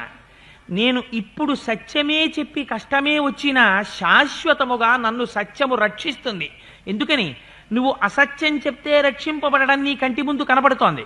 సత్యం చెప్పి కష్టం కొని సత్యమేవేశ్వరో లోకే సత్యం పద్మాశ్రితా సదా సత్య మూలాని సర్వాణి సత్యాన్నాస్తి పరమం పదం అంటాడు అయోధ్యకాండలో. రామచంద్రమూర్తి నాకు అక్కర్లేదా ఆ రాజ్యం అన్నాడు. ఎందుకు అక్కర్లేదు? నాకు సత్యం కావాలి. మా నాన్నగారిని సత్యప్రతిష్ఠితుణ్ణి చెయ్యాలి. మా నాన్నగారు ఇచ్చినటువంటి మాట నిలబడాలి. అందుకని నాకు రాజ్యం అక్కర్లేదన్నాడు. ఎన్ని కష్టాలొచ్చి మీద పడిపోనివ్వండి, ఎన్నడూ అసత్యం పలకలేదు, ఎన్నడూ సత్యాన్ని విడిచిపెట్టలేదు. అటువంటి వాడున్నాడు ఆ ప్రపంచంలో. అందుకని కోన్వస్మిన్ సాంప్రదంలోకే గుణవాన్ కశ్చ వీర్యవాన్ ధర్మజ్ఞశ్చ కృతజ్ఞశ్చ సత్యవాక్యో దృఢవ్రత. తాను ఒక మాట అన్నాడా, ఒక పని మొదలు పెట్టాడా, ఏది ఏమైపోనివ్వండి ఆ పని జరిగి తీరవలసింది. ఇంకా ఆగడం కానీ, లేకపోయినట్టయితే అవాంతరం వచ్చిందని భయపడిపోవడం కానీ, లేకపోతే మొదలుపెట్టినటువంటి పని చాలా సంతోషంగా మొదలుపెట్టేసి రోజు రోజుకి కృషించిపోయి బెంగ పెట్టేసుకుని వెనుక్కి తీయడం కానీ, ఇటువంటి లక్షణాలున్నవాడా? లేకపోతే తానొక పనిని మొదలు పెడితే అకుంఠిత దీక్షతో ఎన్ని కష్టాలు రానివ్వండి ఆ కష్టాల్ని అధిగమించి దాటి వెళ్ళగలిగిన వాడా? సముద్రం ఉందయ్యా ఎదరా, సముద్రం దాటాలి ఇన్ని కోట్ల వానరాలన్నారు, దాటుతాను సముద్రం అన్నాడు. ఇది కాంచనలంకయ త్రికూటాచల పర్వతం మీద ఉంటుంది, దాన్ని కొట్టాలన్నారు, కొడతానన్నాడు. దశకంఠుడు సామాన్యుడు కాడన్నారు, మట్టు పెడతానన్నాడు. ఇది కాదు విచిత్రం, తన వైరి బతికొండగా విభీషణుడికి పట్టాభిషేకం చేశాడు లంకారాజ్యానికి. మాట నిలబెట్టుకోవాలి, ఇది దృఢవ్రత. అటువంటి వ్రతం, అలా తన మాట నిలబెట్టుకుని సాధించుకోగలిగిన శక్తి కలిగిన వాడు ప్రపంచంలో ఉన్నాడా? దృఢవ్రత. అందుకని కోన్వస్మిన్ సాంప్రదంలోకే గుణవాన్ కశ్చ వీర్యవాన్ ధర్మజ్ఞశ్చ కృతజ్ఞశ్చ సత్యవాక్యో దృఢవ్రత. చారిత్రేణ చకోయుక్త సర్వభూతేషు కోహిత. చారిత్రేణ చకోయుక్త, చారిత్రము కలిగినటువంటి వాడై ఉండాలి. ఎందుకని? మిగిలినటువంటి ప్రాణులకి మనిషికి ఒక్కటే తేడా ఉంటుంది. ఏది చూస్తారు? చారిత్రమును చూస్తారు. ఎప్పుడు చూస్తారు? అన్ని ప్రధానమైన విషయాల్లోనూ చారిత్రమే చూస్తారు. ఉద్యోగం ఇవ్వాలనుకోండి, మీకు తెలుసున్న వాళ్ళు ఇద్దరి పేర్లు ఇవ్వండి, మీరు ఎటువంటి వారో కనుక్కుంటా ఉంటారు. మీ ఇంట్లో ఆడపిల్లని వివాహం చేసుకోవాలనుకోండి, మీ చారిత్రం చూస్తారు, మీరు ఎటువంటి వారో చూస్తారు. అందుకని నడువడి చాలా ప్రధానం. తనకి తెలిసుండడం వేరు, తెలుసున్న దాన్ని నిత్య జీవితంలో అనుష్ఠానంలో పెట్టడం వేరు. రావణాసురుడికి ధర్మం తెలియదా? రావణాసురుడు వేదం చదువుకోలేదా? అన్నీ తెలుసు, కానీ అనుష్ఠానంలో ఉంటుందా? ఉండదు. తెలియడం వేరు, తెలుసున్న దాన్ని నిత్య జీవితంలో అనుభవంలో పెట్టడం వేరు. ఎంతో కష్టం వచ్చి మీద పడిపోతే పక్కకెళ్ళి కూర్చుని సంధ్యావందనం చేశాడు రామచంద్రమూర్తి. నిత్యాగ్నిహోత్రీకుడై పల్లేరుకాయలు ముళ్లతో కూడినటువంటి అరణ్యంలో చెప్పులు లేకుండా, పాదుకలు లేకుండా అగ్నిహోత్రాన్ని భుజాలకు తగిలించుకుని మహానుభావుడు 14 సంవత్సరాల అరణ్యాల్లో నడిచి వెళ్ళాడు. అందుకని చారిత్రేణ చకోయుక్త, ఇటువంటి నడువడి కలిగినటువంటి వాడు, తను అన్న మాటకి నిలబడి సత్ప్రవర్తన కలిగినటువంటి వాడు ఉన్నాడా? సర్వభూతేషు కోహిత. తన తోబుట్టువుల యొక్క క్షేమాన్ని కోరుకోవడం, తన రాజ్యం క్షేమాన్ని కోరుకోవడం, తన తల్లిదండ్రుల క్షేమాన్ని కోరుకోవడం పెద్ద గొప్పేం కాదు. అవశ్యాన్ని శరీరాన్ని, అందరి డబ్బు నాకే రాని పూజ ప్రతివాడు చేస్తాడు. ఏది గొప్ప? సర్వభూతేషు కోహిత. అన్ని ప్రాణులలో ఉన్నది బ్రహ్మమే అని గుర్తిరిగి లోపల సమస్త ప్రాణుల యొక్క హితమును కోరుకునేటటువంటి వాడై ఉంటాడా? అన్ని ప్రాణులు సుఖంగా ఉండాలని కోరుకునేటటువంటి లక్షణం ఉన్నవాడా? సర్వభూతేషు కోహిత. విద్వాన్ కహ. విద్వాన్ అంటే తాను తెలుసుకోవలసినటువంటి విషయములనన్నింటినీ తెలుసుకున్నవాడై ఉన్నాడా? ఎలా తెలుస్తాయి విషయాలు? గురువుల యొక్క శుశ్రూష చేసినటువంటి వారికి మాత్రమే తెలుస్తాయి. అందుకని గురువుల యొక్క శుశ్రూష చేసి తెలుసుకున్నవాడా?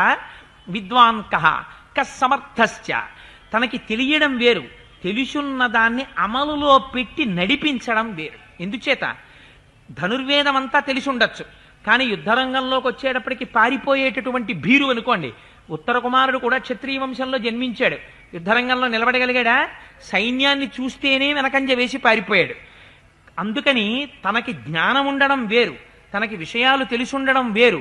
వాటిని అమలు చెయ్యడం దగ్గరికి వచ్చేటప్పటికి భయం లేకుండా తాను నాయకత్వం వహించి ఈ పనిని చేయించడంలో సమర్థుడై ఉండాలి. ఆయన వెనక వెళ్ళిన వారు ఎవరండి? వానరములు, లాంగూలములు, భల్లూకములు, కొండముచ్చులు, ఇవన్నీ వెళ్ళాయి. ఇన్ని కొన్ని కోట్ల కోట్ల కోట్ల కోట్లు మీరు కిష్కింధకాండలో విందురు కానీ ఎన్ని కోట్లు అసలు లెక్కలేదు, అన్ని కోట్లు, భూమండలం అంతా నిండిపోయేవి, అన్ని కోట్ల వానరములు వచ్చాయి. కోతి అంటేనే చపలచిత్వానికి మారుపేరు. సముద్రం మీద సేతువు కట్టినప్పుడు వాల్మీకి మహర్షి వర్ణిస్తారు యుద్ధకాండలో విందురు గాని, ఇంత సేతువు కట్టి నడవండ్రా అంటే పిల్లలు చూడండి, పడవ ఎక్కించి కూర్చోబెడితే పడవ మధ్యలో కూర్చోడు, వాడు పడవ ఒడ్డున కూర్చుని నీళ్లలో చెయ్యెడతాడు. అలా వాళ్ళు సేతు అంచుల మీద పరిగెడుతుండేవారు వానరులు. ఇటువంటి వాళ్ళందరినీ కూడా వెనక పెట్టుకుని వీళ్ళందరినీ ఒక మాట మీద నడిపిస్తూ రాముడన్న భయం నిలబెట్టి సీతమ్మ తల్లిని అగ్నిహోత్రంలో ప్రవేశింపచేసేటప్పుడు రామచంద్రమూర్తి యొక్క కన్నులలో ఉన్న ఎరుపుతనాన్ని చూసి ఇన్ని కోట్ల మంది వానరులు తమ్ముడు లక్ష్మణుడు మాట్లాడలేకపోయాడు. ఇది సమర్థశ్చ. అలా అమలు చేయగలడా? కస్సమర్థశ్చ కశ్చైక ప్రియదర్శన. ఎన్ని మాటలు చూడనివ్వండి, మళ్ళీ చూస్తుంటే అబ్బా ఏమందం ఏమందం అనిపిస్తున్న దీని సౌందర్యం అంటారు. అందం అంటే ఒకసారి చూస్తే చాలా బాగుందండి అని వెళ్ళిపోబుద్ధి. ఎన్ని మాటలు చూడండి, ఎన్ని రకాలుగా చూడండి, బా ఎంత బాగుందో ఎంత బాగుందో ఎంత బాగుందో అనిపిస్తుంది. ఈ సౌందర్యం ఈ అలా చూసిన కొద్దీ చూడాలనిపించేటటువంటి తత్వం బాహ్యంలో ఉన్నటువంటి అందం వల్ల రాదు. ఇది దేనివల్ల వస్తుంది? లోపల ఉండేటటువంటి సాత్వికమైనటువంటి ప్రవృత్తి ముఖంలో శరీరంలో తాండవిస్తే వస్తుంది. అందుకే ఒక్కొక్క వ్యక్తి కనపడ్డారనుకోండి, వెంటనే వెళ్ళి అయ్యా నమస్కారం అండి బాగున్నారా అని పిలవబుద్ధి వేస్తుంది. ఒక్కొక్కరు అట్నుంచి వస్తున్నారనుకోండి, మనకు పని లేకపోయినా ఈ సందులోకి వెళ్ళిపోతాం. ఎందుకు వెళ్ళిపోతాం అంటే వాడు వస్తేనే భయం. అలా ఉండకూడదు. ఇది కస్సమర్థశ్చ కశ్చైక ప్రియదర్శన. అన్ని కాలముల యందు ఎప్పుడు చూసినా ఎంత అందం ఎంత అందం అనిపించాలి. ఎవరికి? తనకి విరోధులైన వారికి కూడా. శూర్పణక చూసింది, ఏం అందగాడంది. తన భర్త చచ్చిపోయాడు వాలి, చూసింది తార, ఏం మహానుభావుడు రా అంది. పక్షులు చూసాయి, ఏం అందగాడు రా అన్నాయి. మహర్షులు చూశారు, పుంసామోహన రూపాయ పుణ్యశ్లోకాయ మంగళం అన్నారు. ఇటువంటి వాడిని భర్తగా పొందితే బాగుండనుకున్నారు ఏమిటి మగవాళ్ళైనటువంటి మహర్షులు. ఇది సర్వభూతములు చూసేటప్పటికి అబ్బా ఏమందం అనిపించాలి. ఈ అందం ఉపాసనా బలం. ఒక చంద్రశేఖర పరమాచార్యులు వారు నడిచి వచ్చేస్తున్నారనుకోండి, అలాగా ఇంత బొట్టెట్టుకుని ఇలా విభూతి పెట్టుకుని ఇలా వంగిపోయి సత్యదండం పట్టుకుని నడుస్తున్నారనుకోండి, ఎటు నుంచి చూడండి వారిని, అబ్బా మహానుభావుడు మహానుభావుడు అనిపిస్తుంది. అది అందం అంటారా మీరు? కాదు. కశ్చైక ప్రియదర్శన. వారిని చూస్తే చాలు కష్టాలన్నీ పోతాయి. అందుకే ప్రయత్నపూర్వకంగా కొంతమంది దర్శనం చేస్తారు వెళ్ళి. ఎందుకు? వారి సన్నిధికి వెడితే చాలు, వారిని చూస్తే చాలు కష్టాలన్నీ పోతాయి. ఎప్పుడు వారు నిరంతర సంతోషి, అంత ఆనందంగా ఉంటాడు. నోరు విప్పితే భగవంతుడి గురించి మాట్లాడుతూ ఉంటాడు. అందరికీ హితం చెయ్యాలనేటటువంటి లక్షణంలో ఉంటాడు. అందుకని కశ్చైక ప్రియదర్శన. ఆత్మవాన్ కో. ఆత్మవాన్ అంటే అమరకోశాన్ని బట్టి ధైర్యం, అపారమైనటువంటి ధైర్యము కలిగినటువంటి వాడేవాడు. అంటే పైకి డాంబికంగా కనపడినా మేకపోతులాగా లోపల మాత్రం భయాన్ని పొందాడనుకోండి, అది ధైర్యం అనిపించుకోదు. మొక్కవోని ధైర్యంతో నిలబడగలగాలి. నేనే తలుచుకున్నానా ఈ బ్రహ్మాండములన్నింటినీ శాసిస్తానంటాడు రామచంద్రమూర్తి. ఎన్నడూ భయపడడం అన్నది రామచంద్రమూర్తి జీవితంలో లేదు. ఇది ధైర్యం. ఆత్మవాన్కో జితక్రోధో. ఇది చాలా కష్టం. అక్కడ వేసినటువంటి మాట చూడండి, మహర్షి ఏం అమాయకంగా అడగలేదు. వాల్మీకి మహర్షి ఎంత గొప్ప గొప్ప మాటలు వేశారో చూడండి. శిష్యుడు గురువుని ప్రశ్న వేస్తే ఎంత అందంగా ప్రశ్న వెయ్యాలో చూపిస్తున్నారు. ఈ ప్రశ్నలోంచి 24,000 శ్లోకాల రామాయణం పుట్టింది. అంటే ఎంత గొప్ప ప్రశ్న చూడండి. అది జితక్రోధో. ఏం క్రోధో అన్న మాట వాడడం ఎందుకు? క్రోధ అంటే కోపము కన్నా తీవ్రమైన స్వరూపానికి క్రోధమని పేరు. ఉత్తమే క్షణకోపశ్చా మధ్యమే ఘటికాత్వయం అధమే స్యాదహోరాత్రం పాపిష్టే మరణాంతక. ఒక్కొక్కడు ఉంటాడు, ఎప్పుడో జరిగిపోయిన విషయాన్ని చచ్చిపోయే వరకు తలుచుకు తలుచుకు తలుచుకు తలుచుకు బెంగపెట్టేసుకుని ఓ హరుస్తూనే ఉంటాడు. ఎప్పుడో అయిపోయిన విషయం ఇప్పుడు ఎందుకు అలరి? అంటే క్రోధం దీర్ఘకాలం ఉంటుంది. అది అలా ఉంది అంటే ఏమిటి దానికి గుర్తు? కామ ఉంది వెనకాతల, వాడికి కోరిక ఉంది, కోరిక తీరలేదు, క్రోధం పుట్టింది. అంటే ఇప్పుడు జితక్రోధో, క్రోధాన్ని జయించాడా అంటే వెన్ని జయించినట్టు అరిషడ్వర్గములను జయించాడు. కామ క్రోధ లోభ మద మోహ మాత్సర్యములు ఆరింటినీ జయించినటువంటి వాడై ఉన్నాడా? అందుకని జితక్రోధో. అందుకని కశ్చైక ప్రియదర్శన ఆత్మవాన్ కో జితక్రోధో ద్యుతిమాన్ కో ననసూయక. ద్యుతిమాన్ అపారమైనటువంటి కాంతి కలిగినటువంటి వాడై ఉండాలి. ఈ కాంతి ఎక్కడి నుంచి వస్తుంది? ఉపాసన బలంలోంచి వస్తుంది. తను నమ్మిన సిద్ధాంతం పట్ల తనకున్న విశ్వాసంలోంచి వస్తుంది. తను అనుసరించవలసినటువంటి ధర్మము పట్ల వైక్లభ్యము లేని స్థితిలోంచి వస్తుంది. అందుకని అటువంటి వాడై ఉన్నాడా? అందుకని ద్యుతిమాన్ కో ననసూయక. అనసూయక అంటే ఏమిటో తెలుసా అండి? ఎదుటివారిలో ఒక గుణం ఉంటుంది, ఒక మంచి గుణం. మరి ఆ మంచి గుణాన్ని మంచి గుణంగా స్వీకరించారు. మీకు అనసూయక, రావణాసుడు అసూయకి రావణాసుడు. ఎదుటివారిలో ఎంత మంచి గుణం ఉండనివ్వండి, వాడు వెంటనే ఆ మంచి గుణాన్ని చెడ్డ గుణంగా మార్చి చెప్తాడు. అందుకే జీవితంలో ఒక అలవాటు చేసుకోవాలి. ఎవరి గురించి అయినా మాట్లాడేటప్పుడు మొట్టమొదట వారిలో ఉన్న మంచిని స్మరించి, వారా అండి చాలా మంచివారు అంటం మీరు ప్రారంభం చేసి వారిలో ఉన్న మంచి గురించి మాట్లాడడం మొదలు పెట్టారనుకోండి, అది అలవాటైపోతుంది. అలా క్రమంగా అలవాటైతే మంచిని చూడడం ఒకటే వస్తోందనుకోండి, ప్రశాంతత మీకు దక్కుతుంది. ఎందుకని? చెడుని చూసిన కొద్దీ మీలో క్రోధం వస్తుంది, మీలో ఉద్రేకం వస్తుంది. మంచిని చూసిన కొద్దీ మీరు ప్రశాంతంగా ఉంటారు. ముందు మీ మనస్థితి చక్కబడుతుంది. అందుకని అనసూయక, ఎదుటివారిలో ఉండేటటువంటి గుణాల్ని గుణాలుగా చెప్పకుండా గుణాల్ని దోషాలుగా చెప్తారు కొంతమంది. ఇది అసూయతో కూడినటువంటి వాడి యొక్క లక్షణం. అవతలవాడు చెడిపోడు, ఆయనలో ఉన్న గుణాన్ని అవగుణంగా నువ్వు చెప్తే ఆయనకు వచ్చిన నష్టం లేదు.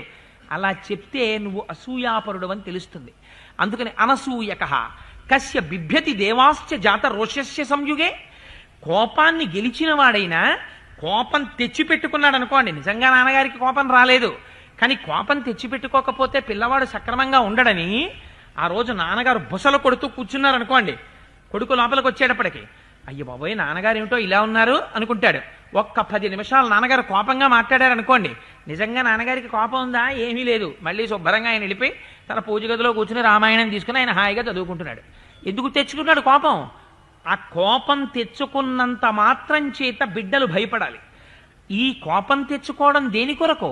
కోపం తెచ్చుకోవడం సమస్త జగత్తుని చక్కదిద్దడం కొరకు. ధర్మం తెలుసున్నవాడైతే అధర్మాన్ని చక్కదిద్దడానికి కోపం తెచ్చి పెట్టుకుంటాడు.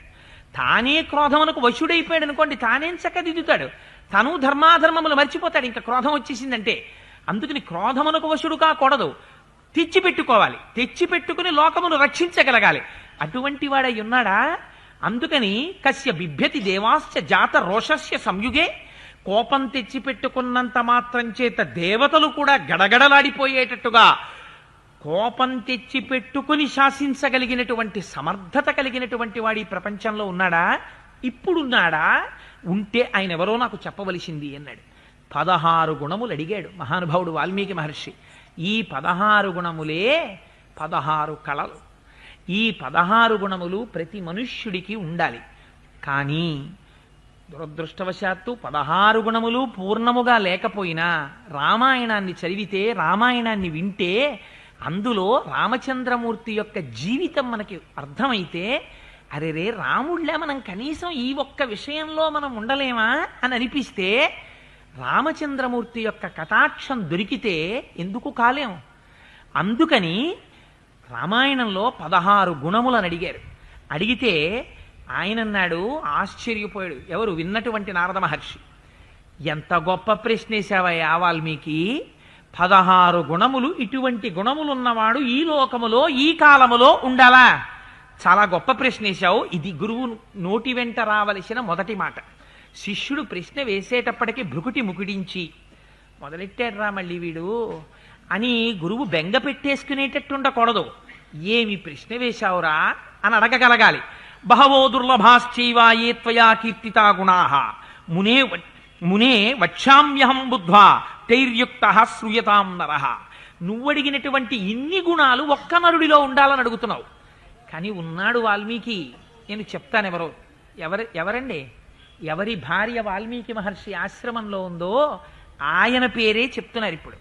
ఎంత ఆశ్చర్యపోవాలి వాల్మీకి మహర్షి! ఇది వాల్మీకి ఆశ్చర్యానికి కారణం. ఆయన ఎవరి గురించి చెప్తున్నాడు? ఇక్ష్వాకు వంశ ప్రభవో రామో నామ జనైశ్రుత నియతాత్మా మహావీర్యో ద్యుతిమాన్ ధృతిమాన్ వశి. నాయన ఇక్ష్వాకు వంశంలో రామచంద్రమూర్తి అనబడేటటువంటి పేరు కలిగినటువంటి వాడు జన్మించాడు. అయితే పెద్దలన్నారు, ఏం శ్రీ మహావిష్ణువు రామచంద్రమూర్తిగా జన్మించేటప్పుడు ఇక్ష్వాకు వంశాన్ని ఎందుకు ఎంచుకున్నారు అన్నారు. అనేక వంశాలు ఉన్నాయి కదా. రామాయణం ధర్మస్వరూపం. నీ ఇంట్లో నువ్వు కూడా అలా ఉండగలిగితే నీ ఇంట్లో కూడా భగవానుడు ఉదయిస్తాడు ఒకనాడు.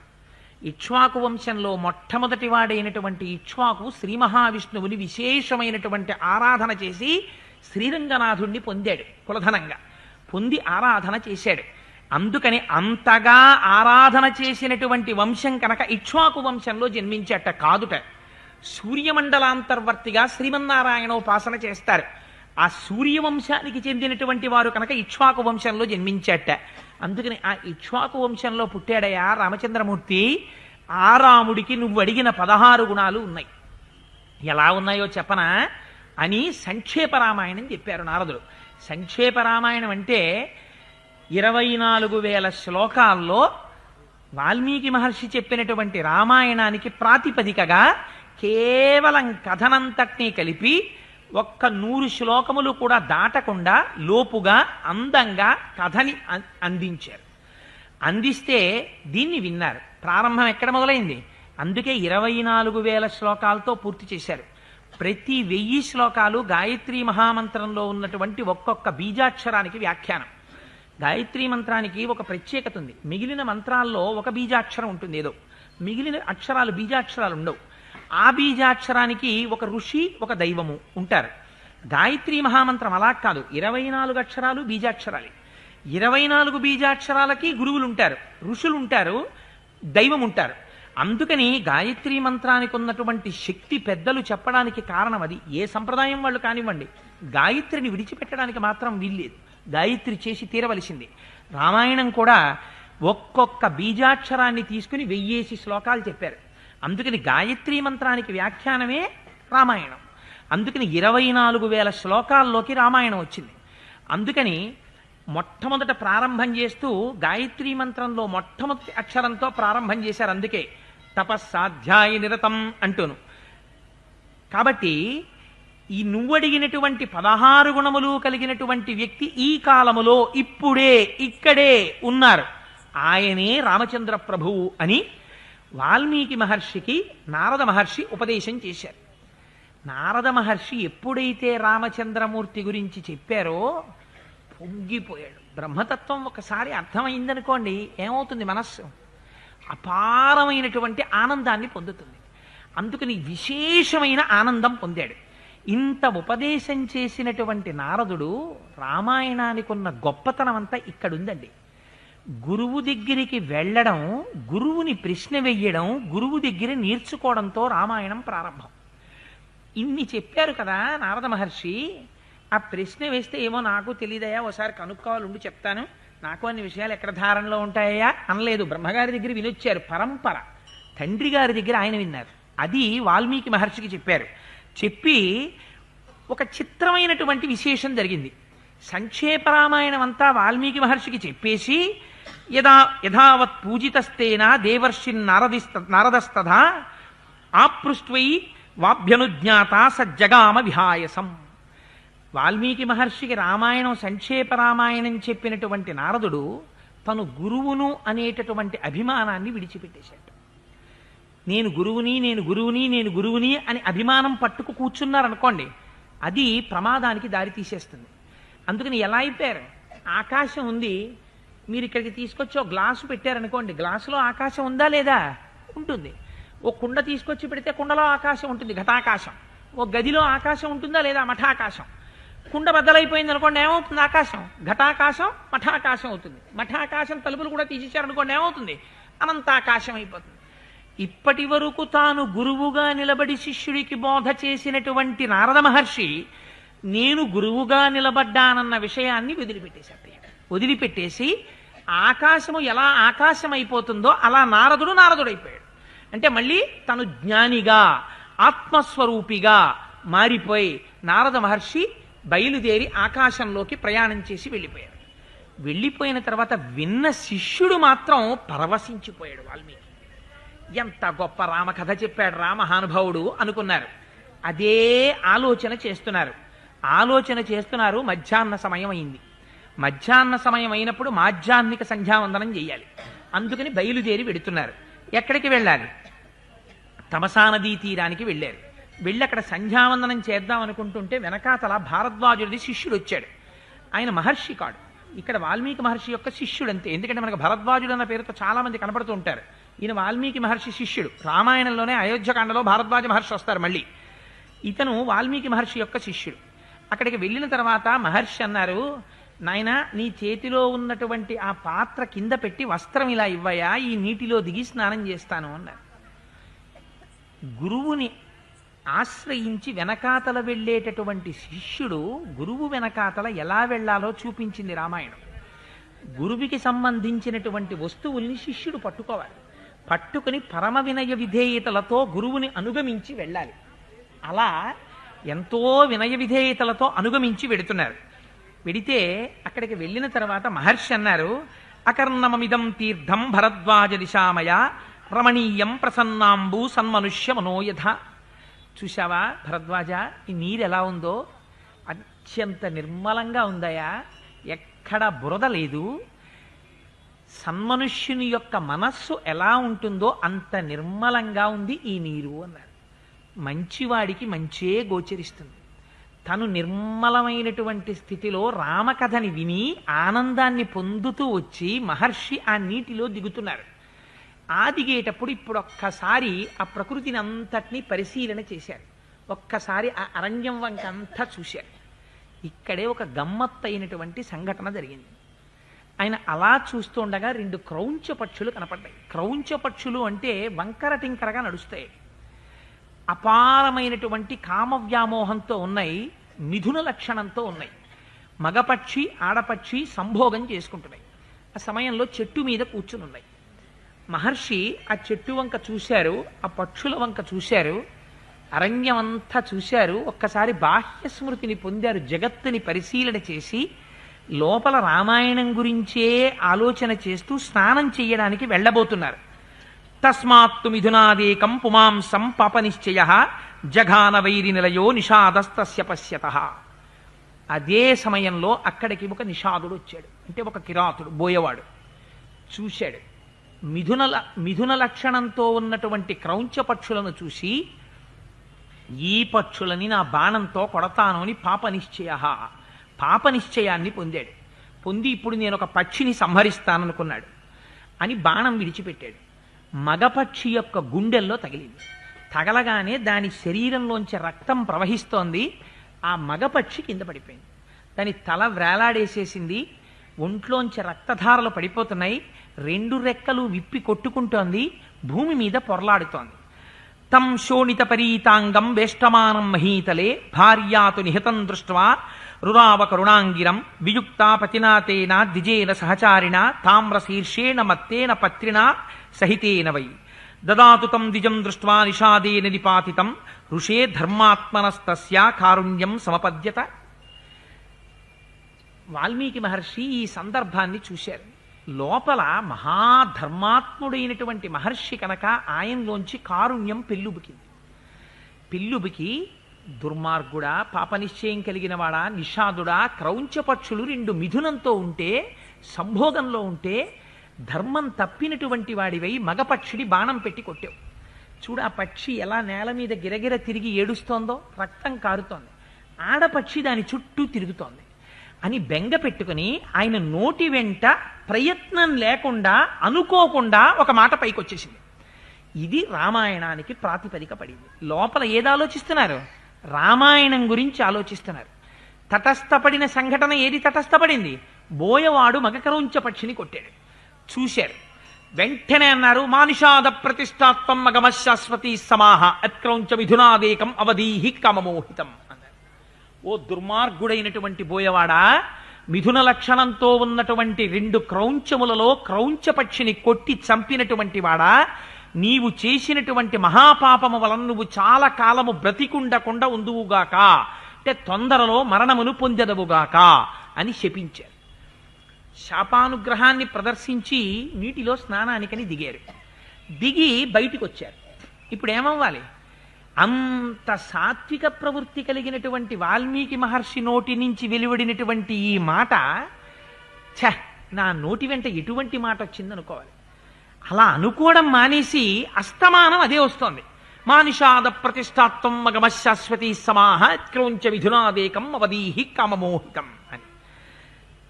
ఆశ్చర్యపోయారు. ఏమిటి ఈ చిత్రం? నా నోట్లో అదే తిరుగుతోంది, నా మనస్సులో ఆ క్రౌంచ పక్షులే కనపడుతున్నాయి. ఇన్ని మాటలు నేను చెప్పడం వల్ల ఇది శ్లోక స్వరూపాన్ని పొందేస్తోంది. నా నోటి వెంట వచ్చినటువంటి ఈ వాక్యాలు ఎందుకు శ్లోక రూపాన్ని పొందుతున్నాయి అని ఆశ్చర్యపోతున్నారు. ఆశ్చర్యపోతూ ఆశ్రమానికి వచ్చారు. వెనకాతల జలపూర్ణమైనటువంటి కలశాన్ని పట్టుకుని శిష్యుడు వస్తున్నాడు. చూశావా భరద్వాజ, నా నోటి నుంచి వచ్చినటువంటి ఈ మాట శ్లోక రూపాన్ని పొందుతోంది, ఎందుచేతనో నాకు చాలా ఆశ్చర్యంగా ఉంది అన్నారు. వెనక వస్తున్నటువంటి శిష్యుడు కూడా దాన్ని ధారణ చేశాడు. చేసి ఆయన కూడా దాన్ని చదవడం మొదలుపెట్టాడు. ఆశ్రమానికి వచ్చారు, మిగిలిన వాళ్ళు చదవడం మొదలుపెట్టారు. ఇప్పుడు ఏమైంది? ఆయన యశస్సుని పెంచడం మొదలుపెట్టింది. వాల్మీకి మహర్షి నోటి వెంట ఇవాళ ఈ మాట వచ్చిందిట. మానిషాధ ప్రతిష్టాత్వం మగమశాశ్వతీ సమాహ యత్క్రౌంచ విధునాదేకం అవధీహి కామమోహితం అని అందరూ అంటున్నారు. ఏమిటిదని ఆశ్చర్యపోతున్నారు. అజగామతతో బ్రహ్మాలోకకర్త స్వయం ప్రభు చతుర్ముఖో మహాతేజ ద్రష్టుం తం మునిపుంగమం. ఇంతలో చతుర్ముఖ బ్రహ్మగారు వచ్చారు. ఆశ్చర్యపరిదేవుడు పిలవకుండా మహానుభావుడు చతుర్ముఖ బ్రహ్మ వచ్చారు. ఎంత ఆశ్చర్యం అనుకున్నారు. అనుకుని బ్రహ్మగారికి ఎదురెళ్ళారు, నమస్కారం చేశారు, ప్రణిపాతం చేశారు, లోపలికి తీసుకొచ్చారు, ఉచితాసనం ఇచ్చారు. వాల్మీకి రథతం దృష్ట్వా సహసోత్థాయ వాగ్యత ప్రాంజలి ప్రయతో భూత్వా తస్థౌ పరమ విస్మిత. ఆశ్చర్యపోయి లోపలికి తీసుకొచ్చి కూర్చోపెట్టి బ్రహ్మగారు కూర్చోమన్న తర్వాత తాను కూర్చున్నారు. పెద్దలైనటువంటి వారు మన ఇంటికి వచ్చారనుకోండి, వారిని ఇంట్లోకి తీసుకొచ్చి కూర్చోపెట్టాలి. కూర్చోపెట్టిన తరువాత మనం నిలబడాలి. నిలబడిన తర్వాత వారు అయ్యా కూర్చో అన్న తర్వాత మనం కూర్చోవాలి. అది వినయం. పెద్దలైనటువంటి వారి ముందు ఇలా నిలబడకూడదు. పెద్దలైనటువంటి వారు వచ్చినప్పుడు మనం వంగాలి. ఎందుచేత అంటే వారి తేజస్సు చేత మన ప్రాణములు పైకి లేస్తాయి. అందుకని వంగాలి, వంగి నమస్కారం చెయ్యాలి. వంగి నమస్కారములు చేస్తే ప్రాణములు మళ్ళీ స్వస్థానముల యందు నిలబడతాయి.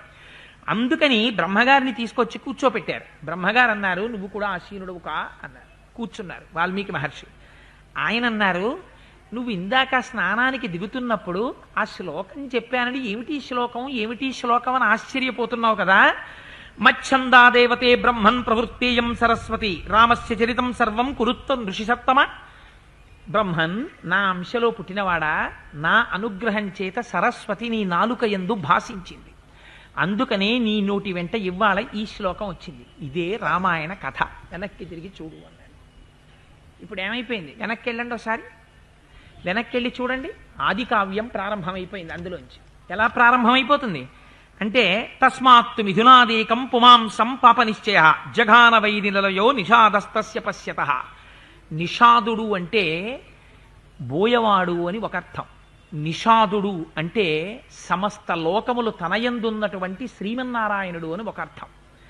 పాపనిశ్చయుడై క్రౌంచపక్షిలా యుక్తాయుక్త విచక్షణమాని బ్రహ్మగారిచ్చిన వరం చేత మదాన్ని పొంది క్రౌంచి అయినటువంటి మండోదరితో కలిసి నిరంతర కామసుఖాన్ని అనుభవిస్తూ తిరుగుతున్నటువంటి రెండు పక్షులలో మగపక్షి అయిన రావణాసురుణ్ణి తన బాణం పెట్టి కొట్టినటువంటి ఓ నిషాదుడా, ఓ శ్రీనివాసుడా, నువ్వు అలా కొడితే ఆ క్రౌంచి ఆడపక్షి ఆ మండోదరి ఏం చేస్తోంది? తం శోణిత పరీతాంగం వేష్టమానం మహీతలే భార్యాతు నిహతం దృష్ట్వా రురావకరుణాంగిరం వియుక్త పతితానేన ద్విజేన సహచారిణ.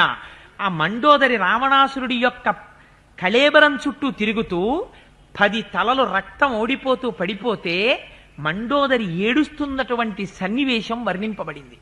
ఇది లోపల ఏ రామాయణాన్ని ఆలోచిస్తున్నారో ఆ రామాయణమే క్రౌంచపక్షులలో దర్శనమైంది. లోపల దర్శనమైతే ఆయన నోటి వెంట వచ్చిన మాట ఏమిటి? మానిషాద ప్రతిష్టాత్వం మగమశాశ్వతీ సమాహ. మానిషాద అంటే మా అంటే లక్ష్మీదేవి, నిషాద అంటే లక్ష్మిని తనదిగా కలిగినటువంటి వాడా శ్రీనివాసుడా, ప్రతిష్టాత్వం నీ కీర్తి శాశ్వతముగా నిలబడుగాక. దీనివలన మారిపోయింది శ్లోకార్థం. ఇప్పుడు మానిషాధ ప్రతిష్టాత్వం మగమశాశ్వతీ సమాహ యత్క్రౌంచ మిథునాదేకం అవధీహి కామమోహితం.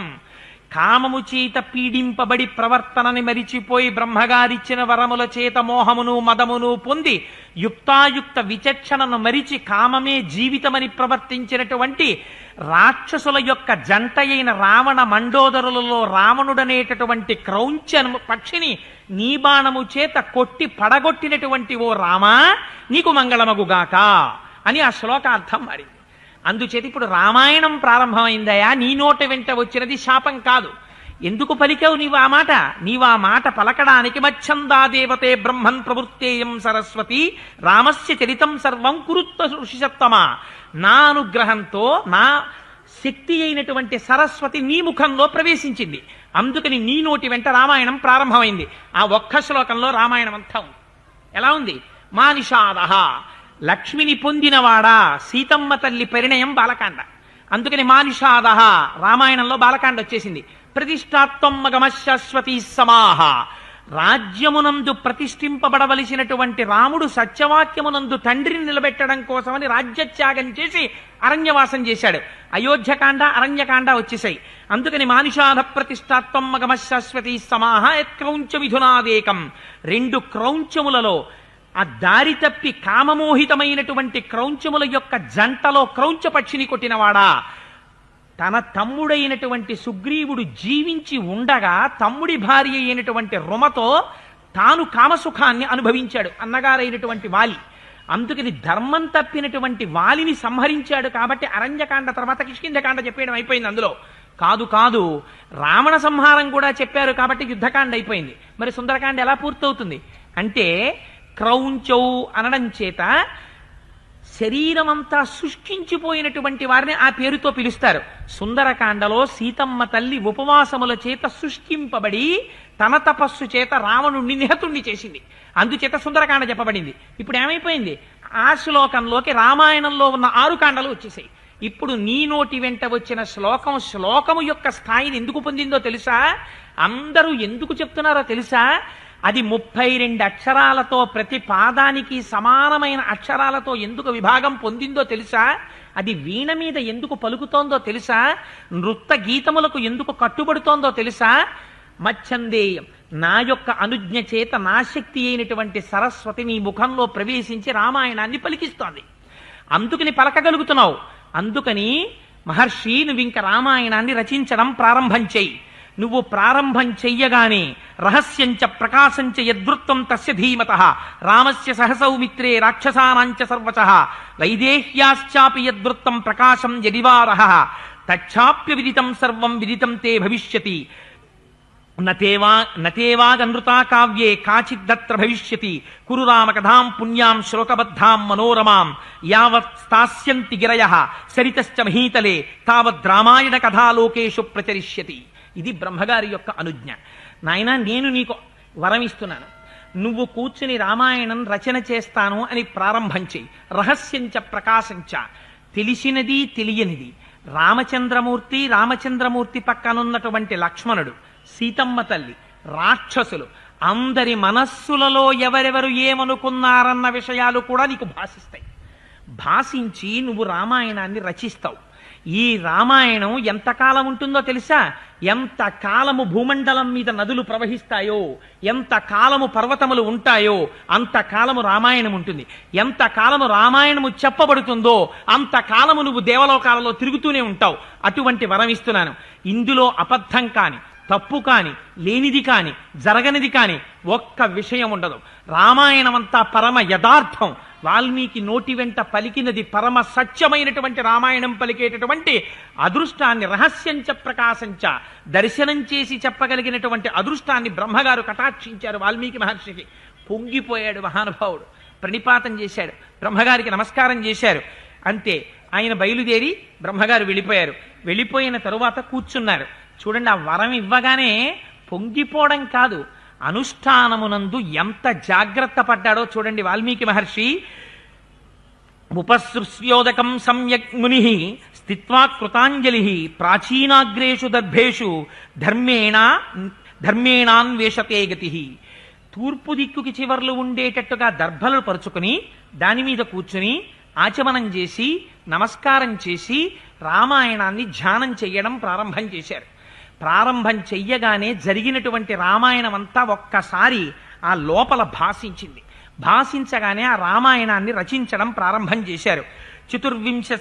చతుర్వింశత్సహస్రాణి శ్లోకానాముక్తవాన్ ఋషి తథా సర్గశతాన్ పంచషట్కాండాని తథోత్తరం కావ్యం రామాయణం కృత్స్నం సీతాయాశ్చరితం మహత్ పౌలశ్చ వధమిత్యేవ చకార చరితం వ్రతః పాఠ్యాగేయే చ మధురం ప్రమాణైస్త్రిభిరన్వితం జాతిభిః సప్తభిర్బద్ధం తంత్రీలయ సమన్వితం.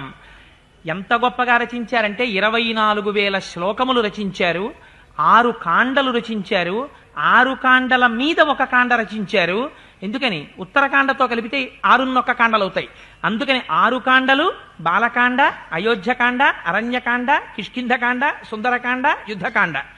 6 కాండ ఉత్తరకాండ. అందుకని 6 కాండలు, 6 కాండల మీద ఒక కాండ. ఇప్పుడు రామచంద్రమూర్తి యొక్క జీవనం జరుగుతుండగా రచింపబడింది కాబట్టి ఉత్తరకాండ కూడా కలిసింది తర్వాత. అందుకని 6 కాండలుగా ఈ రామాయణం రచింపబడింది. 500 సర్గలు అందులో నిక్షిప్తమయ్యాయి. అన్నింటికన్నా చాలా ఆశ్చర్యకరమైన విషయం ఏదంటే పాఠ్యే గేయే చ మధురం ప్రమాణైస్త్రిభిరన్వితం. ఇది ధృత, మధ్య, విలంబితము అనబడేటటువంటి 3 ప్రమాణములకు కట్టుబడింది. షడ్జ, మధ్యమ, గాంధార, నిషాద, వృషభ, దైవత, పంచమ అనబడేటటువంటి 6 జాతులతో కూడినటువంటి 7 జాతులతో కూడినటువంటి సంగీతానికి అన్వయమైంది. వీణ మీద పలికితే వీణ మీద పలుకుతుంది. రామాయణ శ్లోకాలన్నీ వీణ మీద వాయించవచ్చు. అంత అందంగా పలికాయి. నృత్యం చెయ్యొచ్చు, గీతమునకు పాటగా పాడడానికి కుదురుతుంది. అంత అందంగా ఇన్ని కలిసి వచ్చేటట్టుగా వాల్మీకి ముఖంలోంచి రామాయణ కథా ప్రసంగం ప్రారంభమైంది. రచించడం మొదలుపెట్టారు. ఆయన అన్నారు, ఈ రామాయణం అంతా రచన చేశారట. రచన చేసిన తరువాత ఇప్పుడు ఈ రామాయణాన్ని, ఇంత అందమైన రామాయణాన్ని పాడాలి, రామాయణాన్ని అందంగా చెప్పగలగాలి. ఎవరు చేస్తారని చూశారు. ఎవరున్నారు? అక్కడే ఉన్నారు లవకుశులు, రామచంద్రమూర్తి యొక్క కుమారులు. వచ్చి రోజు నమస్కారం చేస్తారు. వాల్మీకి మహర్షికి కనపడ్డారు. పొంగిపోయాడు మహానుభావుడు. వీళ్ళిద్దరితో పాడించాలనుకున్నారు. రామాయణాన్ని అంతటినీ కూర్చోపెట్టి ఆ లవకుశులకి ఉపదేశం చేశారు. దేశీ పద్ధతి అని ఒక పద్ధతి ఉంటుంది.